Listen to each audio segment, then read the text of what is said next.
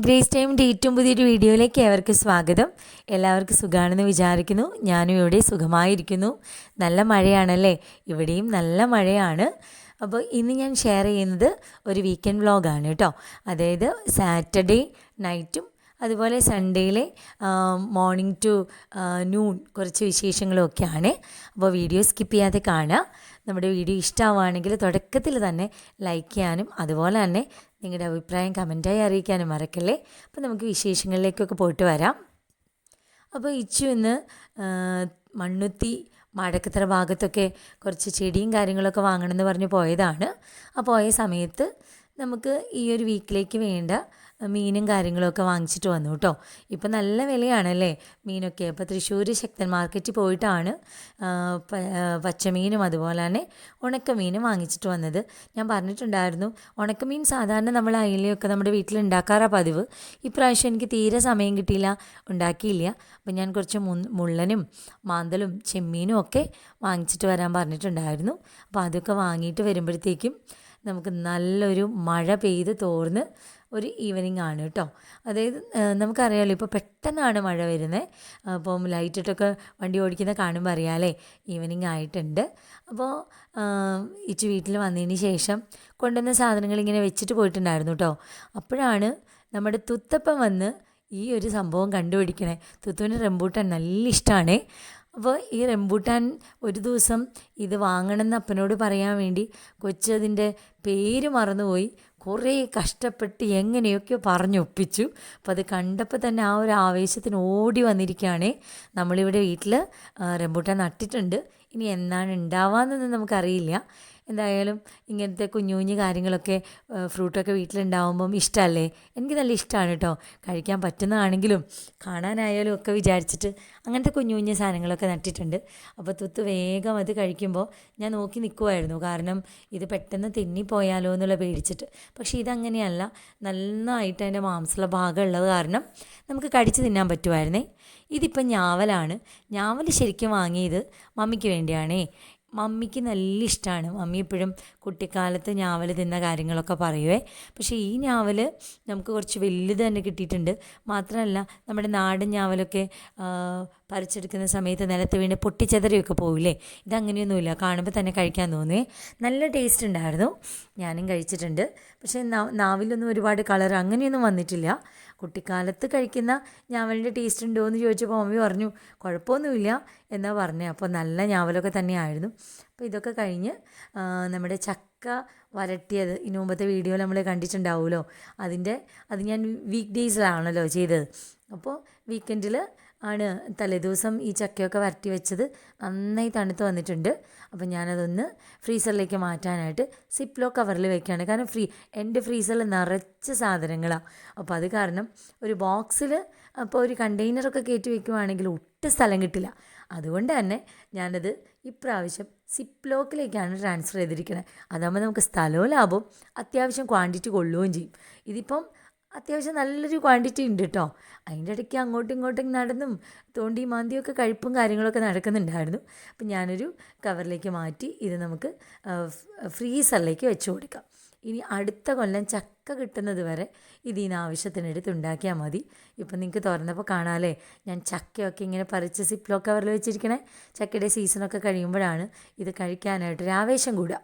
അപ്പോൾ അതൊക്കെ ഇങ്ങനെ ഭദ്രാക്കി വെച്ചിട്ടുണ്ട്.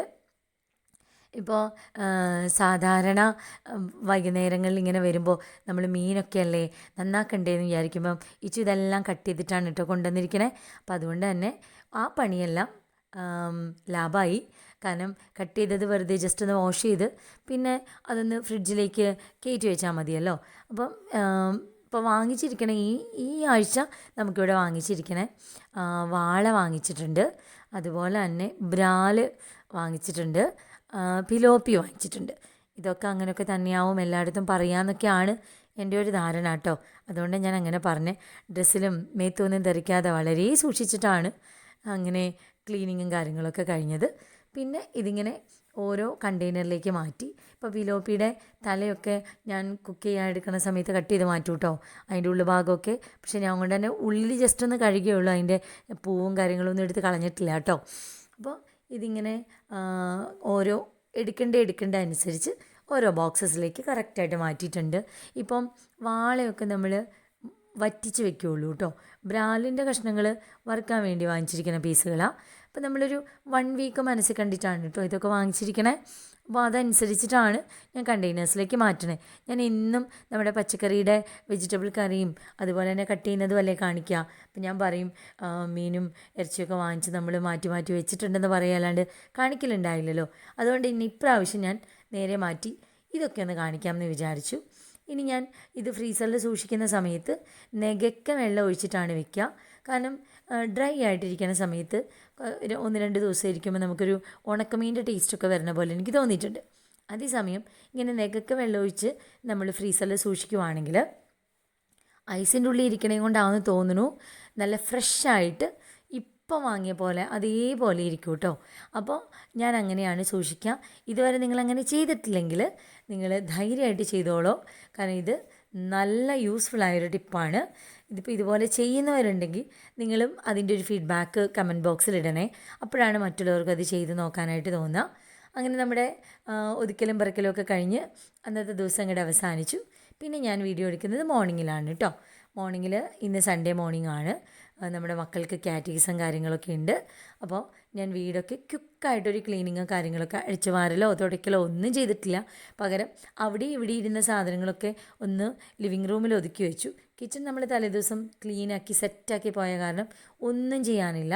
രാവിലെ വന്നു കഴിഞ്ഞാൽ ഇങ്ങനൊരു കിച്ചണിലേക്ക് കയറുമ്പോൾ നമുക്ക് വലിയൊരു ഹാപ്പി അല്ലേ. എല്ലാവർക്കും അങ്ങനെ ആവുമെന്നാണ് എൻ്റെ വിശ്വാസം. പിന്നെ ഞാൻ ഇന്ന് കുറച്ച് കാര്യങ്ങൾ ചെയ്യാനുള്ളത് കൊണ്ടും കുറച്ച് തിരക്കുകളുള്ളത് കാരണം കുറച്ച് എളുപ്പപ്പണികളാണ് കേട്ടോ ഇന്നത്തെ ബ്രേക്ക്ഫാസ്റ്റ് വിചാരിച്ചിരിക്കണേ. അപ്പോൾ ഞാൻ നോക്കിയപ്പോൾ നേന്ത്രപ്പഴം ഇരിക്കുന്നുണ്ട്. അപ്പോൾ പിന്നെ അതിലേക്ക് പഴം പുഴുങ്ങണം, അല്ലെങ്കിൽ അത് അവിടെ ഇരുന്ന് കറുത്തു പോവും.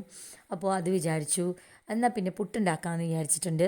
ഈ പുട്ടുണ്ടാക്കുന്ന സമയത്ത് ഞാൻ പറഞ്ഞിട്ടുള്ള റേഷൻ കടയിൽ നിന്ന് കിട്ടുന്ന പുഴുക്കലരിയില്ലേ, ആ പുഴുക്കലരിയാണ് ഞാൻ പൊടിച്ച് പുട്ടിൻ്റെ പരുവത്തിൽ വറുത്തെടുക്കുന്നത്. നമ്മളെല്ലാം മില്ലിൽ തന്നെ ചെയ്തു വരും. അപ്പോൾ അത് എനിക്ക് തോന്നുന്നു നമ്മൾ പുട്ടുപൊടി ഏത് ബ്രാൻഡിൻ്റെ പുട്ടുപൊടി വാങ്ങിച്ചാലും ഇത്ര പെർഫെക്റ്റായിട്ട് അല്ലെങ്കിൽ ഇത്ര സോഫ്റ്റായിട്ടൊരു പുട്ട് കിട്ടില്ല. കാരണം ഞാൻ അതൊക്കെ ട്രൈ ചെയ്തിട്ടുണ്ട്. പക്ഷേ ഇത് കിട്ടിയിലും ടേസ്റ്റാണേ. അത് പഞ്ഞി എന്നൊക്കെ പറയുന്നത് വെറും വാക്കല്ല, നിങ്ങൾക്ക് അത് എക്സ്പീരിയൻസ് ചെയ്ത് തന്നെ നോക്കണം. ഇതിപ്പോൾ നമ്മൾ രാവിലെ ഉണ്ടാക്കി വൈകിട്ട് വരെ ഇരുന്നാലും നല്ല പഞ്ഞി പോലത്തെ പുട്ട് സെറ്റായിട്ട് കിട്ടും. അപ്പോൾ ഇതുവരെ ചെയ്തിട്ടില്ലെങ്കിൽ ധൈര്യമായിട്ട് നിങ്ങൾ ചെയ്തോ.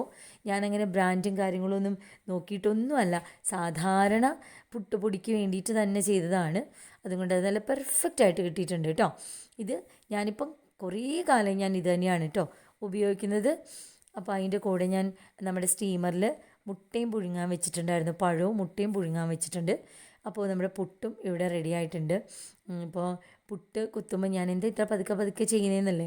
നമ്മുടെ പുട്ട് കുറ്റി അതുപോലെ സ്റ്റീമറൊക്കെ അത്യാവശ്യം പ്രായമുള്ളതാണേ. അതായത് ഒരു 10-17 വർഷം, 17 ഇല്ലെങ്കിലും ഒരു 15 കൊല്ലം പഴക്കമെങ്കിലും ഉണ്ടാവും നമ്മുടെ കയ്യിലുള്ള ഈ പുട്ടുകുറ്റിക്കും അതുപോലെ തന്നെ സ്റ്റീമറിനും. പക്ഷേ ഇതെനിക്ക് അങ്ങോട്ട് ഒഴിവാക്കാൻ തോന്നുന്നില്ല.